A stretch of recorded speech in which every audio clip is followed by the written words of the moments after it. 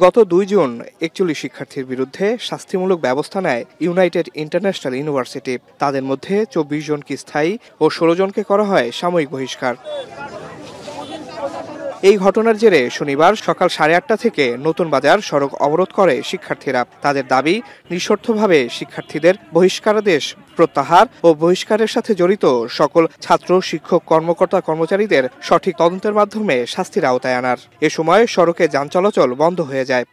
Airport থেকে আমার বাসটা ছেড়ে আসছে, আমরা 1 ঘন্টা 3টা বাস পরে এখানে দাঁড়ায় আছি। এক সরকারের বলে পারি নাই মানতি, আর এক সরকার নতুন করে বসাইছে ছাত্ররা, তারা পারে না মানতি।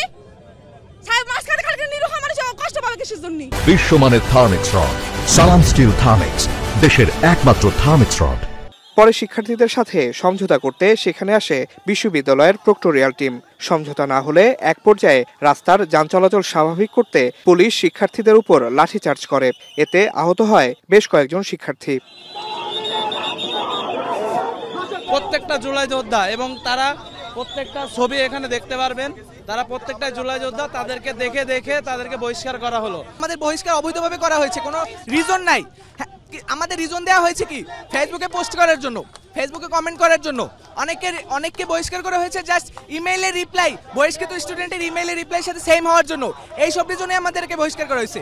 একাডেমিক যে ক্ষতি হয়েছে তার সেই ক্ষতিপূরণ দিতে হবে এবং আরো 4টি দাবি, যেগুলো বিশ্ববিদ্যালয় সংস্কারমূলক এবং সামগ্রিক প্রাইভেট বিশ্ববিদ্যালয়ের সংস্কারমূলক।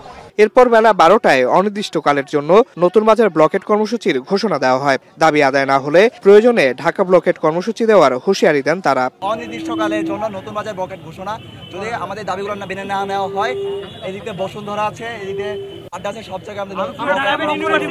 এর আগে এপ্রিলে এক শিক্ষার্থীকে মিড টার্ম পরীক্ষায় অংশ নিতে না দেওয়াকে কেন্দ্র করে শিক্ষার্থী ও বিশ্ববিদ্যালয় কর্তৃপক্ষের মধ্যে বিরোধের সূচনা হয়।